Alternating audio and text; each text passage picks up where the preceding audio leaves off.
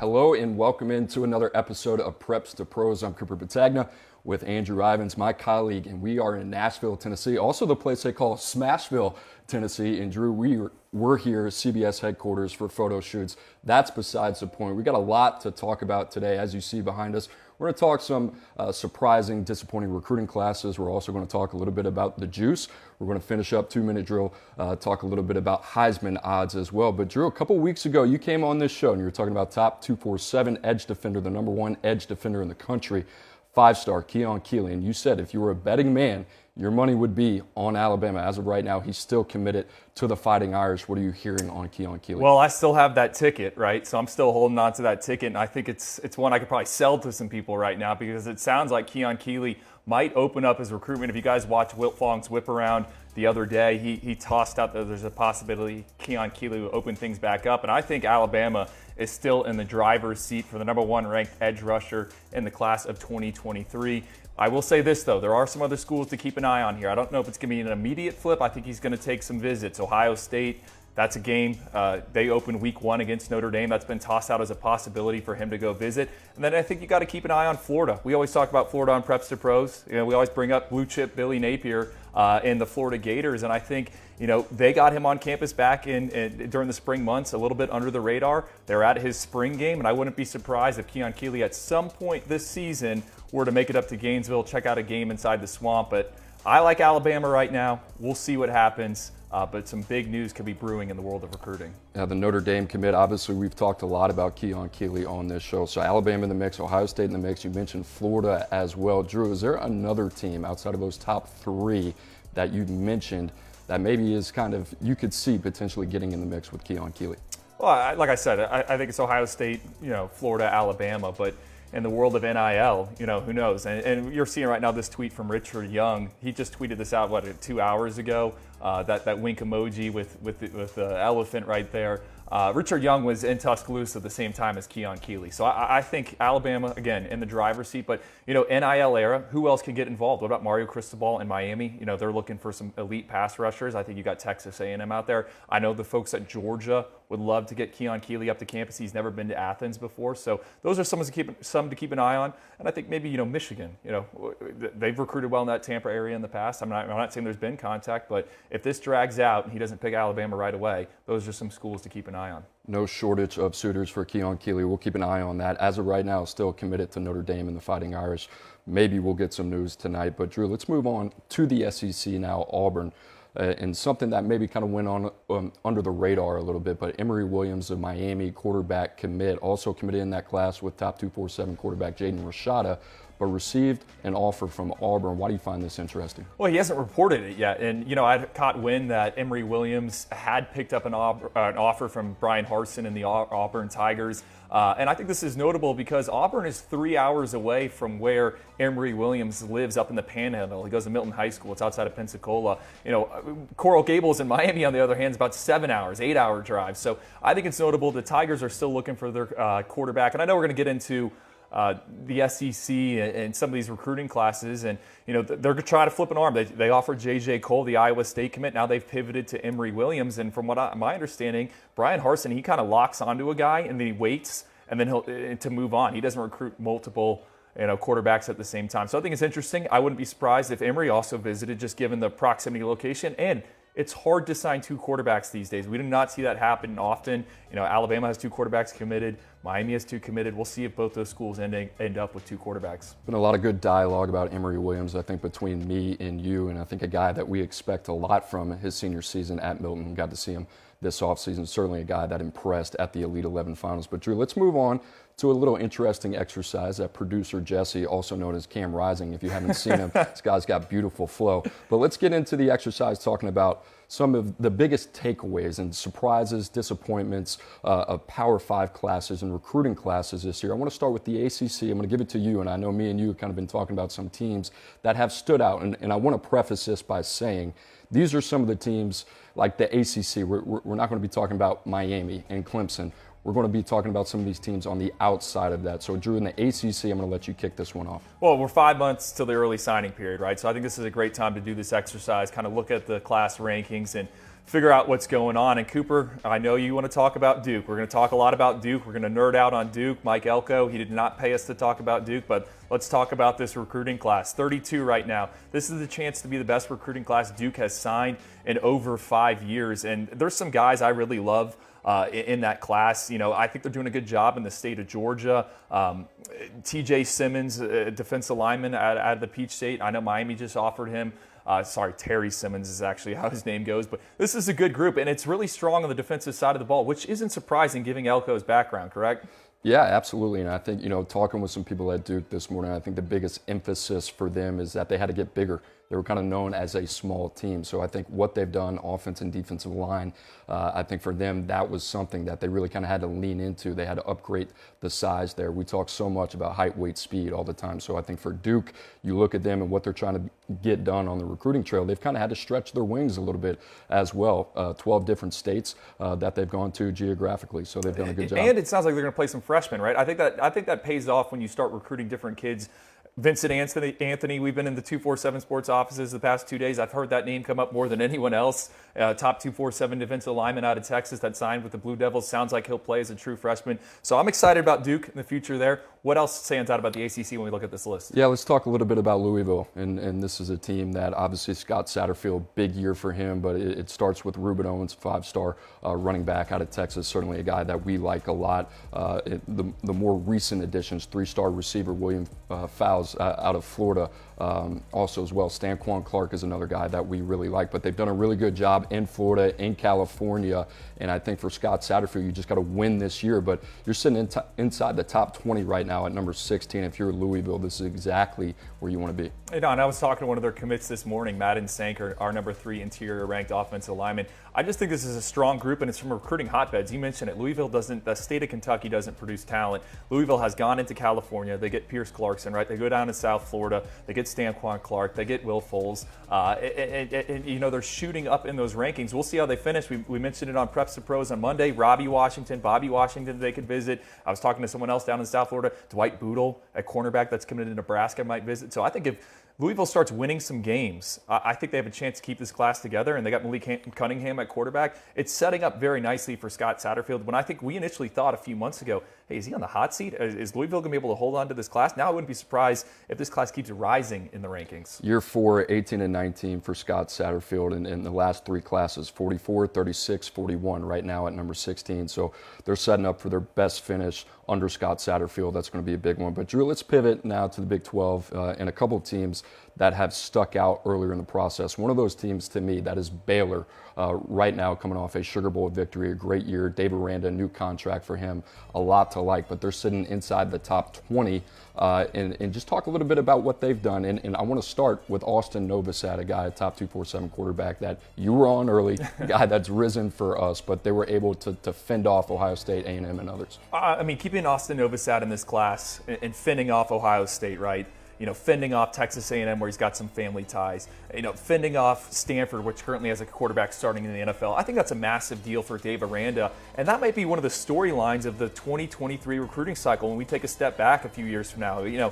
We always do those mock stories about, hey, what if this kid went there, or hey, what if this kid went there? I think Austin Novosad's a guy that could potentially help them win the Big 12. When I also look at Baylor's recruiting class, they're sitting number 3 in the Big 12. The 2 teams in front of them are no longer going to be in the Big 12. That's Texas and Oklahoma. They're moving off to the SEC. So I think this is setting up really nice for Baylor. I know you probably want to get into some other pieces, but I want to talk about Oklahoma State. So sticking with that theme about the changing of the Big 12, Oklahoma State, they're sitting number 60 in the country right now. And this is a team that's, top 10 in the AP top 25 poll.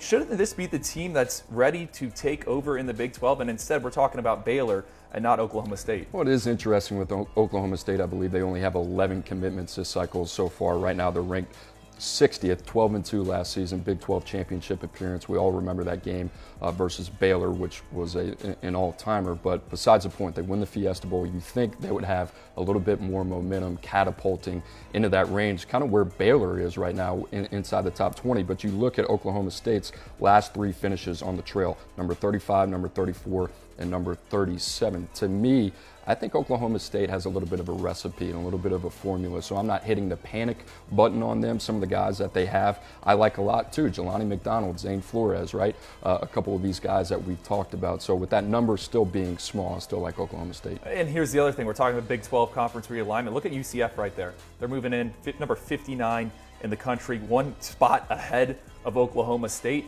And I'll say this, Oklahoma State has their formula, sure, but they're not as active as in the transfer portal as Gus Malzahn and the UCF Knights. They signed the number 15 transfer recruiting class last year. I think it's notable. 4 4-stars committed for the Knights, and they're going to keep chipping away, and they're going to keep going and getting 1, 2, 3-year rentals, some mercenaries to win when they get into the Big 12. So I think when I look big picture at the Big 12, there's a changing of the guard. Baylor is ready to step in and fill for Oklahoma. They're ready to step in for Texas. And I think UCF, they could jump into that conference and make a rise very soon. It's a big year for Baylor. You mentioned it, but to be able to finish inside the top 20, that would definitely be progress in Waco for Dave Aranda. But let's move on to another team in the Big 12. And I don't know if there's a cooler guy, just talking to people in the 24/7 Sports headquarters, that know Joey McGuire, the new head coach at Texas Tech. But people love this guy, and he's getting it done on the recruiting trail right now. 25 commitments for the Red Raiders.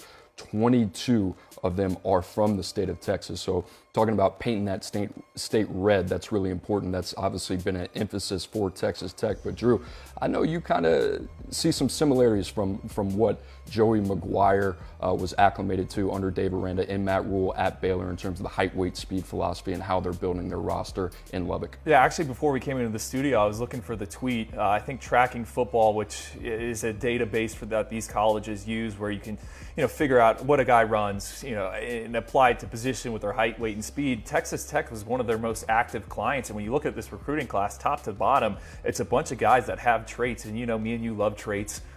We want to see stuff that's going to get guys to the next level, get them to play on Sundays, and I think Texas Tech has done a good job with that. I also say, and I think this is going to be a big deal, this upcoming coaching carousels. Remember, Joey McGuire was hired last November, right? He got a chance to go out and recruit very early, and yes, that applied a little to the 2022 recruiting class, but it really has helped them in 2023. I'm interested to see if more schools follow that model this coaching cycle. That's a great point, because we hear a lot. I mentioned talking to the guys at LSU a couple of weeks ago. They felt a little bit behind in 2023, and yet they have a great recruiting class this year. But in terms of moving up and accelerating that timeline for these coaches that are now getting hired earlier and earlier because of early signing day, we've seen that a lot. But Drew, now let's move to the Big Ten, and we're going to talk about Pat Fitzgerald and the Northwestern Wildcats. How about those guys, ranked currently number 24 in the country, 20 commitments. They had a big summer, a couple guys into the top 247. What are your initial thoughts on what Pat Fitzgerald and the Wildcats have done? Remember when they were sitting like number 5 in the rankings? I mean, no, this is an impressive group. Northwestern has been putting guys in the NFL.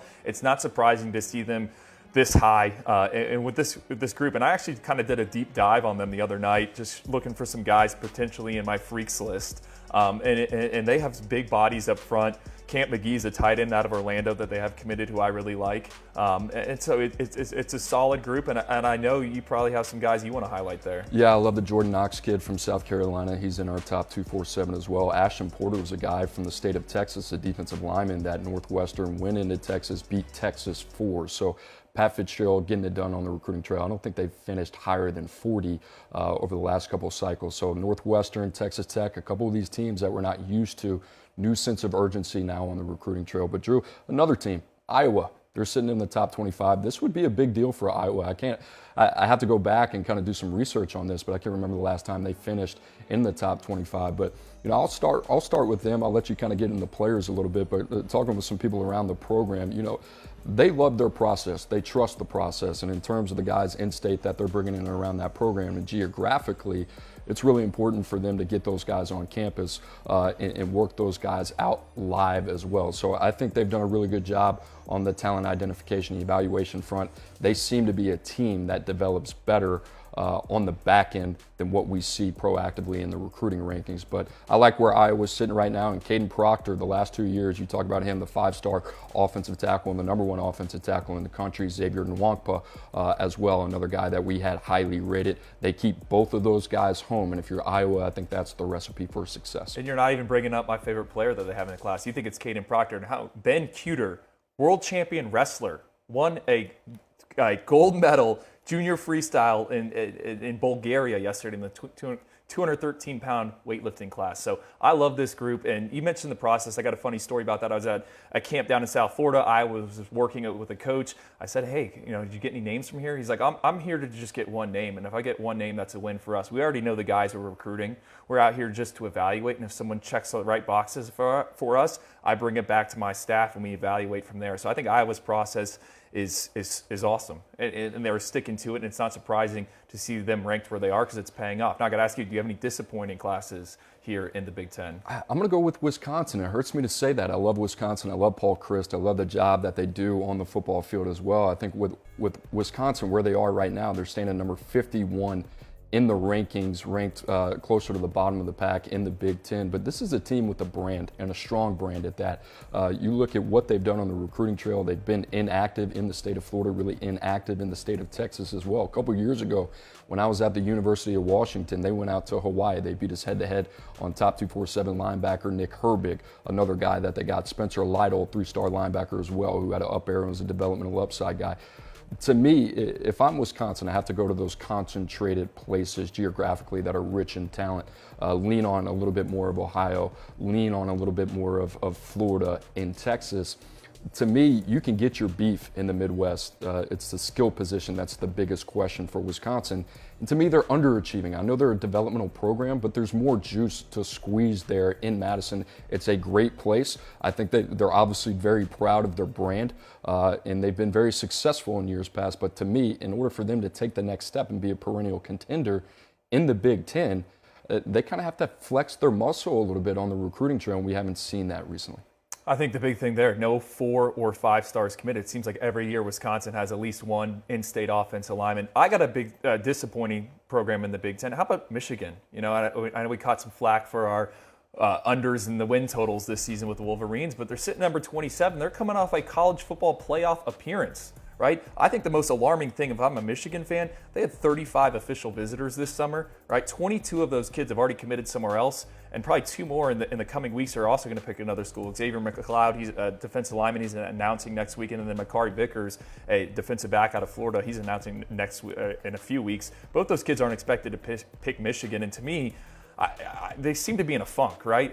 Is this off the field stuff? Is this, do they not have the collectives in place? I'm not really sure, but I just think Michigan, we would expect them to be in a better spot, right, heading into this upcoming season after appearing in the Orange Bowl and having a magical season like they did. Yeah, 2 new coordinators. I don't know if that comes down to it. A lot of times, you heard Kirby Smart talking about this in the recruiting calendar, but you think about when that season ends for them in the playoffs, and maybe there's a little bit carryover on the recruiting trail, a little bit more of a residual effect for Michigan in Ann Arbor. But I'm with you. I think they're underachieving a little bit. We talk about the brand a lot. We talk about Wisconsin and the power of that brand. But Michigan, you're talking about the #1 alumni base in the country, one of the best institutions in the country as well. Academically, there is so much to sell there at the University of Michigan. You're talking about being able to capitalize off their first college football playoff appearance. They haven't done that. We're going to talk a little bit about South Carolina and them winning 7 games last season in year 1 and kind of over-exceeding expectations,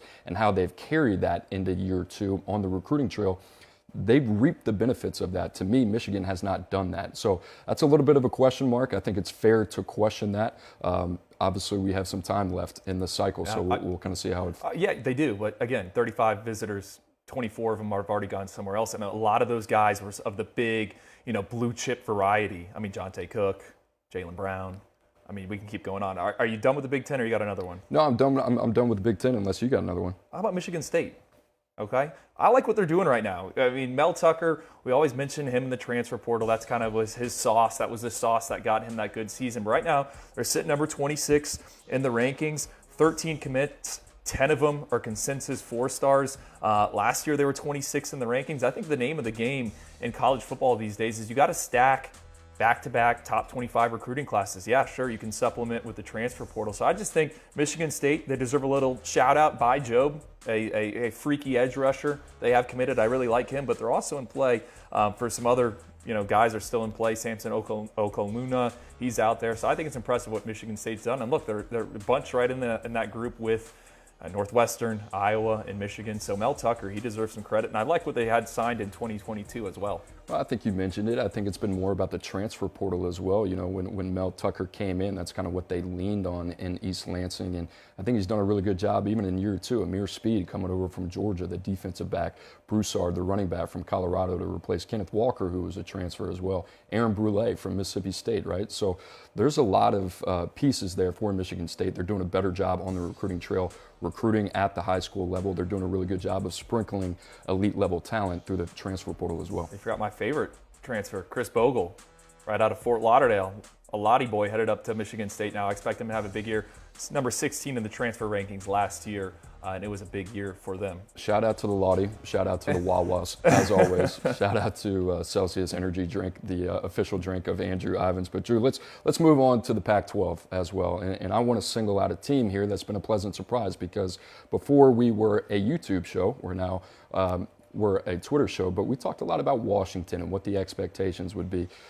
Obviously, UW kind of went through the experience with Jimmy Lake. Quickly after that, they hired Kalen DeBoer, and I said, hey, if Washington's in the top 25, that's a successful cycle for them, and they're getting it done, and especially getting it done in the state of California. 11 commits from there as well, but they go to Texas, they get one of the better developmental pass rushers in the country and top 247 defensive lineman, Anthony James. They also go into Louisiana, not a place that UW fans are really familiar with. They go into Lake Charles and they get cornerback 4-star Curly Reed as well. So Washington, I like what they've done. Any thoughts on what they've done so far? I scanned the commit list and I was trying to find a talking point, because I'm going to be honest, I'm not as versed as you are.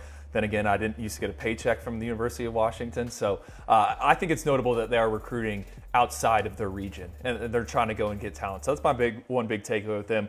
In terms of Pac-12 classes, or you got more on Washington? No, go ahead. Oregon, let's bring them up, right? It sounds simple with Dan Lanning there, but they got Dante Moore committed. They got Jurion Dickey committed. I think that's a quarterback one, and I think that's a wide receiver one. And they're sitting number 14 in the rankings. And when I kind of look at the big board for Oregon, what stands out to me is there's still some SEC caliber linemen out there that they're in play for. Samuel Mpemba, Georgia's the leader on the crystal ball, but he has told me multiple times that he's going to get out to Eugene for a visit. Jordan Hall, another guy I think we mentioned as a possible 5-star. I can't remember if you mentioned him on the show on Monday, but I know you talked about it in text message. He's a guy that wants to check out Dan Lanning. So I think Steve Wiltfong, our colleague, wrote about it. Oregon's building a nice offense. I also think they're building a nice defense. So to me, Oregon is what stands out when I look at this, these rankings. Remember, USC, UCLA, they're going to be on the move. So I like Oregon in the direction that's headed. Yeah, the Pac-12 is open for the taking, especially after the pending departure of USC. Kenyon Sadiq, another guy that we like a lot, hybrid kind of receiver, move tight end. We talked a lot about Okonkwo, a guy from the Tennessee Titans who got drafted in the 4th round 1 or 2 weeks ago. So really like what Oregon's doing. Jurion Dickey, Dante Moore, that's an excellent foundation for them. But let's talk a little bit about a disappointing class. I know me and you got a lot of thoughts on this, Drew. But UCLA right now sitting at number 82 in the country. I went back, they finished 29 last year. They were a top 10 team in the transfer portal rankings as well. So that's kind of been their formula a little bit. But, we talked about Wisconsin, we talked about Michigan, we talked about some of these teams kind of leaving some food on the table. I think UCLA is one of those teams. And you look at Chip Kelly and the type of coach he is, there's a lot of belief and there's a lot of confidence in what he brings to the table with his coaching experience. But to me, as you're getting ready to transition to the Big Ten, this is by far the biggest question mark that I have. Oh, you see Florida Atlantic right there, one spot behind UCLA. I mean, I personally like that. I think if you're a UCLA fan, you don't like that. And I'll say this, San Diego State has a better recruiting class right now than the folks at UCLA, and I know Adam Stanko, our boss, is going to like that with his daughter headed down there. No, UCLA to me, I mean, you're in LA, right? It's the NIL era. This group is not going to cut it in the Big Ten, and I know Chip Kelly has been so adamant about the transfer portal, and why? I mean, he comes from a guy that coached on Sundays, where it is free agent acquisition 24/7. Sure, there's the draft, but you can go get and sign guys, and I think that's why they've embraced the transfer portal so much. But at some point, man, you're going to have to develop in-house, right? I mean, you've got to figure out a formula. You can't just kind of, go through the motions in recruiting. And it's not like they didn't bring in visitors. They did 18 official visits in May, and 12 of those kids have already committed somewhere else. So I think UCLA is a disappointment, and I get it. We're going to get pushback. Hey, they want to go to the transfer portal. That's fine. I'm just saying, as you go to the Big Ten, I don't think that's going to work. Yeah, that's not going to get it done, quite frankly, very clearly going to the Big Ten. So I'm very interested to see if there is a pivot of some type in terms of philosophy in recruiting, or are they going to stick with the transfer portal? What are they going to do? But that is the biggest question. Can we off script right here? Of course. What do you think the answer is at UCLA? Because I know you've been talking about it in the office all day. Let's talk about it yesterday. They got to find some guy that's going to develop talent, right? Well, I don't think it's that in terms as much in the coaching. I think it's more about, hey, you got to find a guy that is bought into recruiting. Like if you're at UCLA, you're playing to win, and you're in a really good market like Los Angeles, and a recruiting market like California as well. 16 players in the top 247 this year, and that's a little forgiving, but that's a place now going to the Big Ten, you're going to be able to recruit nationally, and you should. You're one of the best academic institutions in the country as well. I think this is a place that is certainly can see themselves higher to a higher degree. And I think you have to have a guy that is going to fully understand that, comprehend that, bring a philosophy to the table that's going to put UCLA in contention in the Big Ten, because they can do that. There's no reason they shouldn't be able to do that. And then you got your neighbor right across the street and USC, and they got Lincoln Riley to go out and get one of the biggest, baddest guys in town. And you've seen the way that they're recruiting and prospects are responding to that hire. There's no reason UCLA should not be on the same footing. Can you toss out the name? The name that I think, I mean, to me, listen, long shot here, but the name that I like in terms of bringing a toughness and a Big Ten type of mentality and mindset to UCLA would be Luke Fickell. And I think a guy that always wanted to coach in the Big Ten. I thought Notre Dame made a lot of sense for him. I always thought he was going to stay in the Midwest, and I still think that to be the case. But if that job does open up at some point, I think Luke Fickell is probably the first call that I make at UCLA, and I kind of love the marriage there of being able to tap into West Coast skill players, go back home to the Midwest where he is rooted, and be able to recruit the offense and defensive line. I got to bring that strength coach with them. He's turned some dudes into guys. Brady Collins, big juice guy. Yeah, we like him a lot. Big juice guy. He could be our strength coach for the prep. That could be our guy. That might be a little bit too much juice there, Coach. But we will keep moving. And Drew, actually, I want to give a shout out real quick. Stanford. I think they have the best tight end class in the country. 247 tight ends. That's Jaden Platt. That's also Walker Lyons as well. Jaden Platt, guy that we are very high on his developmental upside. He's one of the more traitsy prospects in the class, but shout out to Stanford. Yeah, I feel like Platt would be selected by the Oakland Raiders if he were to go through a scouting combine. I mean, his numbers are off the charts. They also have Cedric Irvin committed, running back, who was previously a Notre Dame commit. I think that one flew under the radar in June. He's a Michigan State legacy. Dad had a ton of success in the Big Ten. So I do like Stanford's class as well, and it's kind of been we've been wondering, where is Stanford when you look at the rankings? You know, what happened to Stanford football? And I think this is a class for David Shaw that could kind of get things back on track, assuming some of these dudes pan out. Yeah, them to me as well. We kind of talked about this in the office too, but that's a team that I feel has underachieved not only on the field the last couple of seasons with David Shaw, but there's some guys out there that I feel like they can be doing a better job top to bottom in the recruiting class as well. But Drew, let's jump now to the SEC, what everybody's been waiting for, a couple of the teams that have been surprises. I'm going to let you lead this one off because we might not be on the same page. No, we're on the same page. I looked at the pre-show notes and I thought we'd be a little bit different here. South Carolina, all right, sitting number 7 right now, and my guy Brad Crawford's walking around the offices today. I told him I was going to talk a little bit about the Gamecocks. 2 years ago, South Carolina signed the worst recruiting class in SEC history. I think it finished 79th in our rankings.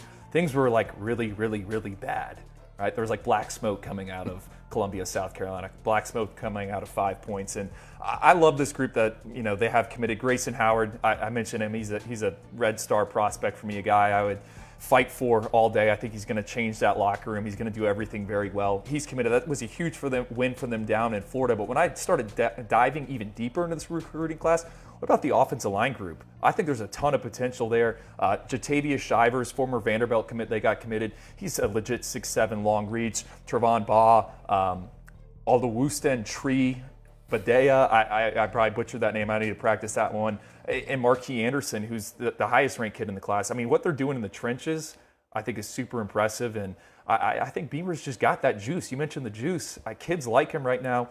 Xavier McLeod, he's going to announce Thursday night. I believe that's on the 24/7 Sports YouTube channel. Sounds like South Carolina's a good spot there. Shane Beamer, they deserve some credit for what they're doing right now on the recruiting front. I like South Carolina, and we talked about this, right? 7-6 the first season exceeded expectations. They had to fight tooth and nail to get every single one of those wins. They beat North Carolina in the Duke's Mayo Bowl, and to me, they've taken that momentum from a top 25 class that they had last cycle as well. And you talked about it, like the importance of stacking these top 25 ranked recruiting classes. It's very critical, and especially for a place like South Carolina that's trying to take the next step, find their footing in the SEC East. But as of right now, 3 guys in the top 247, and I think what's more apparent now that you're seeing about South Carolina, like they had to go out and win that recruitment on Marquis Anderson. He's one of the top interior offensive linemen in the country. Dontavius Braswell, the same way. And Grayson Pup-Howard, Drew, a guy that you are very familiar with, was a guy that was highly sought out in the state of Florida by the Florida Gators. Georgia was also in there as well. So a lot of props to Carolina. And the last thing on South Carolina, Vegas win total over under, I think it's 5.5. You know, they play a really difficult schedule. They could very well open up 0-2. But I think if South Carolina can go win the Duke's Mayo Bowl again, and Shane Beamer, you know, is dumping mayo all over himself, I think that keeps this class together and keeps the momentum going. And then you look down the line to year 3, year 4. That's when South Carolina starts challenging Georgia. That's when they start giving Kentucky and Florida problems on a consistent basis. Got some juice, so a lot of momentum in Columbia. But let's talk about Rocky Top, Knoxville, Tennessee. Tennessee obviously got off to a hot start, one of the best quarterbacks in the country, top 247 quarterback Nico Iamaleava. A lot to be made about that. He jumps in the boat with Tennessee's class. And since then, Drew, it's been like a lot of pleasant surprises, I feel like. They go Cam Seldon, they get him out of the state of Virginia. A lot to like with him, one of the best athletes in the country. A couple more, 4 out of the top 7 commitments that they have. So 4 of the 7 commitments in the top 247 all come from the defensive side of the ball. And we talked about that. There is a lot of confidence on the offensive side of the ball in Knoxville. I think the biggest question was going to be how can they stack up defensively in terms of that talent. And they've done a good job there. Chindavian Bradley, Ricky Gibson, another guy that we really like out of Hewitt-Trussville. He just announced the same with the Matthews kid out of Baton Rouge in Louisiana. That was a big win for them. A lot of people thought he was going to Texas. So what are your thoughts on Tennessee? Volunteers last year, 99th in total defense. I'd wager in 2 or 3 years that's going to change, because I think what Tennessee is doing on the defensive side of the ball is they're building out that 2 deep. It's really good. They might not be getting a bunch of headliners, a bunch of impact players, but I think they're getting solid depth additions and guys that you can develop. That's been the most impressive thing for me with Josh Heupel and that staff. Sure, I love Nico Iamaleava. I love Ethan Davis. I love Squirrel White, who they got last year, right? But I think on defense is where they're going to improve, and that's going to make them more competitive against the Alabamas. That's going to help slow them down. That's going to help slow down Georgia's rushing attack. So I think the defensive side of the ball, that recruiting isn't being talked about enough outside of maybe this space right here. There's no way we get through a Tennessee segment without you bringing up Ethan Davis. That is your guy right there. You've been the champion for Ethan Davis for quite some time. I'm just waiting for the text message from you. Ethan Davis greater than some other tight end that you like. Wow. Did not need to bring that into this show. We'll talk about that later. But let's talk about the disappointment. And I have some thoughts on this, but Auburn, they're sitting at number 66 right now in the SEC in overall, the number 66 class. But we've heard it all. It's been well documented on Brian Harsin, the attempted coup there in the Plains. Like, what are your thoughts about what Auburn can realistically get done this year? Because right now I know it is very difficult for them to be able to get some of these guys in the boat. I mean, it's they put them in a losing spot. I mean, there's no other way you can say it, right? I mean, 66 in the rankings. I mean, sure, they beat out Florida State for Wilkie Denaud, a defensive lineman. I would anticipate Auburn's probably going to go JUCO heavy again, go transfer portal heavy again. But I'll say this, if Brian Harsin does hang around, I think that Auburn in the 2022 cycle made some really good evaluations.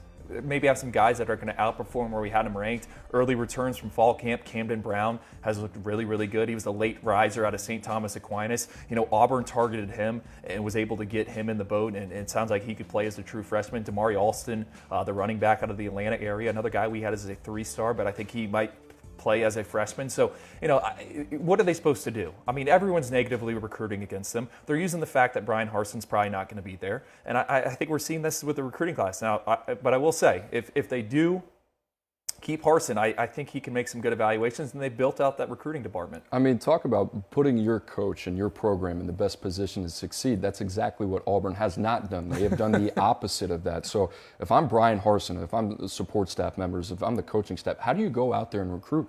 You know, I taught the guys there say, hey, we finished second and third on more players than any program that we've been a part of. And that's just the way it is right now. It's really difficult for us to recruit because there's not a lot of trust that we'll be back next year. So Brian Harsin obviously has the difficult task right now at Auburn to operate under that black cloud.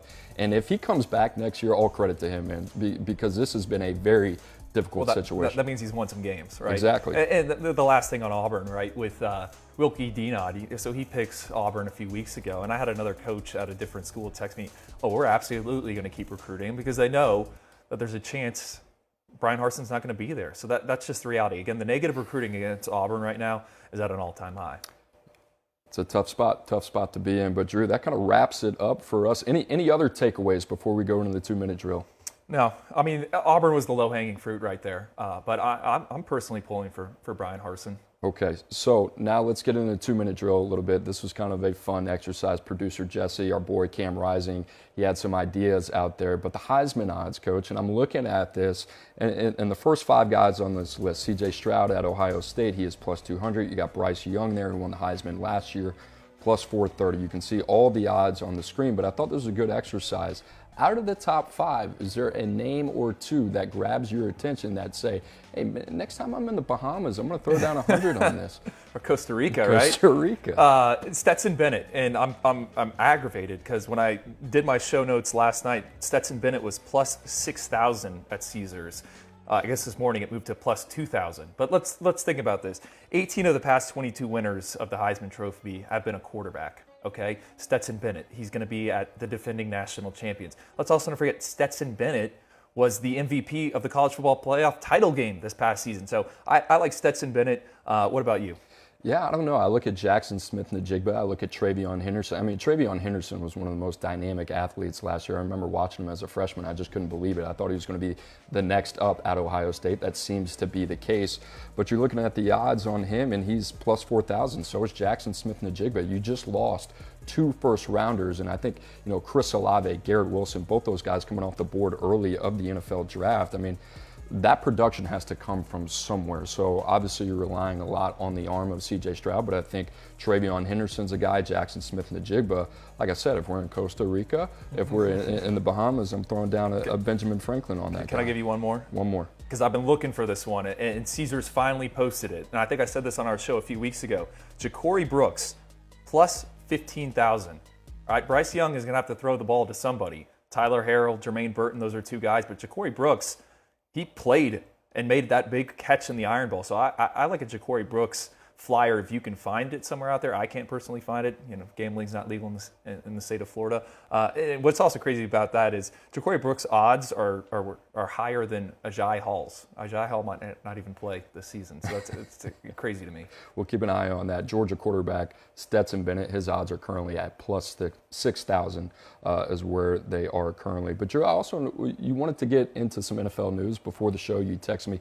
Derwin James, one of the best safeties in the NFL, signs a new contract with the Los Angeles Chargers, 4 years, $76.4 million. A lot of dough there, right? But this is one of the best players in the NFL. But he resets the safety market. So I know you kind of want to tee off on this. Oh, I mean, going back to the player personnel symposium we were at, safeties are in right now in the NFL. Everyone's playing 3 safeties. Derwin James, former Florida State standout, former Polk County legend, he is setting the market. And when I look at our rankings, I think we need to put more and more value when it comes to safeties. And they're coming off the board a lot earlier. You had a good player comp or someone that reminded you of Derwin James, and that was Malachi Starks, right? The Georgia safety. I've heard some good buzz coming out of Athens about him potentially playing as a freshman. Him and Michael Williams are 2 freshmen to watch in that Georgia defense. And, I think measurable-wise, skill set-wise, is there that much of a difference between Malachi and Derwin James? I mean, obviously the production and all that stuff, but coming out, the testing profile. Yeah, and I think all that. Derwin James is different. He's rare, right? You're talking about arguably the best safety in the NFL. The money certainly says that as well. Malachi Starks was a guy that we were very excited about for a lot of different reasons, but there was verified athleticism there. There was verified speed there as well in track and field, and a guy that was a three-phase player. He got it done on the offensive end as well. But with him, it was more about the versatility. I mean, you can line him up everywhere. He could play either corner spot. You can move him inside as a nickel. He could play the deep hash as well. He was just kind of this guy. He was a chameleon in the back end and the secondary. And if there's a place that those guys are going to be successful, it's in Athens, Georgia. Yeah. So I like those guys a lot. Drew, I don't have anything else. It's been a heck of a week, huh? It's been good to see our boy Tom Lloyd. We got the lingerer, Josh Pate out here coaching our show, patrolling the area. It's been a good week. But hey, reminder, you at home, if you're watching right now, make sure you subscribe to the 24/7 Sports channel, not page, and make sure to throw us a like on there as well. Want to give a shout out to producer Jesse. Guys, been awesome seeing all the team out here at 24/7 Sports. There's a lot to be excited about, so make sure you stay tuned with us. And for Andrew Ivins, I'm Cooper Petagna. We will see you next week on Monday. Have a great rest of your week.